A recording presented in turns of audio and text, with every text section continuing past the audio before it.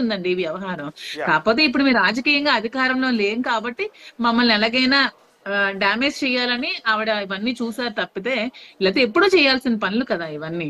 Financial గా ఆలోచిస్తే ఈ రోజు నేను కూడా అక్కడ వెళ్ళి కూర్చోవాలి. ఎందుకంటే నాకు ఆ ఇంట్లో రైట్ ఉంది. నేను డబ్బులు పెట్టాను, ఆ ఇల్లు నాకు హక్కు ఉంది, నేను వెళ్ళి కూర్చోవాలి. కానీ డబ్బుల కోసం కూడా ఏ రోజు నేను ఆలోచించలేను. మా థాట్స్ కూడా అలా ఎప్పుడు లేవండి. ఎందుకంటే మేము చాలా సోషల్ యాక్టివిటీస్ కూడా చేసామండి. టెంపుల్స్ కట్టించాము, ఎంతో మంది పిల్లలు చదివించాము, ఎంతో మందికి రోజు అనాథలకు భోజనాలు పెడుతూ ఉంటాము. ఇన్ని యాక్టివిటీస్ చేస్తుంది మాకేం అవసరం ఉంటుంది చెప్పండి ఫైనాన్షియల్ గా ఒక ఆశించడానికి. ఇప్పుడు ఇంత వ్యవహారం జరిగి ఇంత వివాదం జరిగి మీరు ఆత్మహత్యాయత్నం కూడా చేసిన తర్వాత వైఎస్ఆర్ కాంగ్రెస్ పార్టీ నుంచి మీకు ఏమైనా మద్దతు లభించిందా? జగన్మోహన్ రెడ్డి గారు మాట్లాడటం కానీ, ఇవన్నీ పార్టీ పెద్దలు ఏమైనా మాట్లాడటం కానీ? పార్టీ పెద్దలు మాట్లాడారండి, జగన్మోహన్ రెడ్డి గారు ఏం మాట్లాడలేదు. కానీ ఒకటండి, రాజకీయంగా ఈ ఫ్యామిలీ ఇష్యూస్ లోకి రాజకీయంగా ఎప్పుడు ఎవరు రారండి. ఎందుకంటే ఫ్యామిలీ ఇష్యూస్ వేరు, రాజకీయాలు వేరు. ఫ్యామిలీ ఇష్యూస్ కి రాజకీయాలకి ఎవరు ట్యాచ్ చేయరు. నిన్న కూడా మనకి సుబ్బారెడ్డి గారు ఆల్రెడీ ప్రెస్ మీట్ లో చెప్పారు. ఎవరు అడిగారు ఈ ఎలక్షన్స్ మీద దెబ్బతీస్తాయంటే, పర్సనల్ లైఫ్ వేరు, పొలిటికల్ లైఫ్ వేరు, దీనికి దానికి లింక్ చేయకండి అని చెప్పారు. సరే, ఇప్పుడు ఈ టైంలో మీ హస్బెండ్ ఎవరైతే ఉన్నారో, మీ హస్బెండ్ చంద్రమహేష్ గారు, దివ్యాల చంద్రమహేష్ గారు బహుశా అమెరికాలో మెరైన్ ఇంజనీర్ అని చెప్పారు మీరు. ఆయన ఏమన్నా మీతో మాట్లాడి మీకు మద్దతు ఇచ్చే ప్రయత్నం చేయడం కానీ? యాక్చువల్ గా ఈ రోజు నేను టీవీ9 లైవ్ లో ఉన్నప్పుడే నేను ఈ సూసైడ్ చేసుకున్నానని తెలిసి నాకు కాల్ చేశారు. Call okay. చేసి ఇలాంటి నిర్ణయాలు నువ్వు తీసుకోవడం చాలా తప్పు, నీకు చాలా మంచి లైఫ్ ఉంది, ఎవరేమనుకున్నా మాకు తెలుసు కదా ఏం జరిగిందో, అక్కడ ఎటువంటి పరిస్థితులను ఎదుర్కొన్నావో మాకు తెలుసు. ఎవరో అన్న మాటలకి, ఎవరో ఒక లేడీ చేసిన మాటలకి నువ్వు అలాంటి నిర్ణయాలు తీసుకుంటే పిల్లలు ఏమవుతారు, నీ ఫ్యూచర్ ఏమవుతుంది, నువ్వు ఎన్నో ఆశలతో ఉన్నావు లైఫ్ లో, అవన్నీ ఏమవుతాయి, అలాంటి నిర్ణయాలు నువ్వు తీసుకోకూడదు కదా అని నాకు చెప్పారు. ఓ, ఇప్పటికీ ఆయన నుంచి మీకు ఆ సపోర్ట్ ఉంది?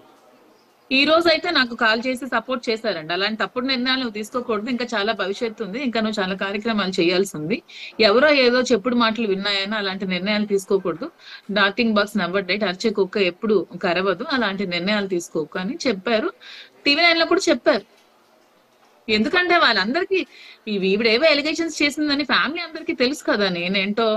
ఆవిడ చెప్తుంది డెక్కల్లో ఎవరికైనా అడగండి అంటే, మీరు ఒకసారి రండి, వచ్చి నాతో పాటు వచ్చి ప్రతి ఒక్క డోర్కి వెళ్ళి అడగండి, ఎవరికి నేను ఏం చేశానో, ఎవరితో ఎలా ఉన్నానో ఊర్లో అందరికీ తెలుస్తుంది. నేను నియోజకవర్గంలో ఏం చేశానో, ఎంతమందికి నేను ఇది నేర్పించానో, నేను గురువుగా ఎంతమందికి నేను హెల్ప్ చేశానో, ఫైనాన్షియల్ గా ఎంతమంది పేదలకు నేను ఏమేమి హెల్ప్ చేశానో మీరు వచ్చి తెలుసుకోండి. తెలుసుకుంటే అప్పుడు తెలుస్తుంది ఎవరు. ఇవాళ కాదు మేడం, అంటే ఇవాళ హస్బెండ్ చంద్రమహేష్ గారు కాల్ చేసి నేను నీకు అండగా ఉంటాను, లేకపోతే నువ్వు ఇలాంటి పనులు చేయొద్దు అని సపోర్ట్ చేశానంటున్నారు. బిఫోర్ దట్ మీకు ఆయనకి గ్యాప్ ఉందని చెప్పినట్టున్నారు కదా కొంత ఈ మధ్య?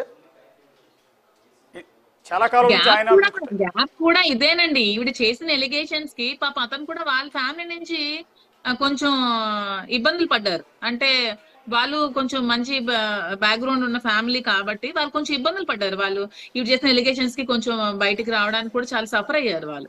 ఆ సఫర్ అవ్వడం వల్ల అతను కొంచెం నన్ను దూరం పెట్టారు. ఇవన్నీ ఎలిగేషన్స్ అన్ని నువ్వే క్లియర్ చేసుకో, నీకు రాజకీయాలు నీకు ఇంట్రెస్ట్ అంటే అటువైపు నువ్వు వెళ్ళు, పాత్ నేను కాదన్ను, కానీ ఇవన్నీ క్లియర్ చేసుకో అని చెప్పారు.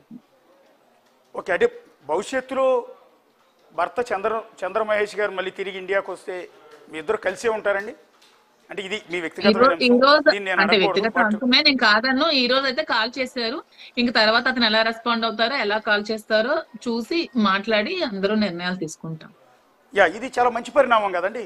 మీకు ఒక విధంగా చాలా విషయాల్లో బ్యాడ్ జరిగింది, కొంత ఇబ్బందికరమైన పరిస్థితులు తలెత్తాయి, సూసైడ్ అటెంప్ట్ వరకు వెళ్ళిన సందర్భంలో ఎవరైతే మిమ్మల్ని పెళ్లి చేసుకున్న మీ భర్త ఇవాళ మీకు అండగా నిలిచే ప్రయత్నం చేస్తూ ఉన్నారు.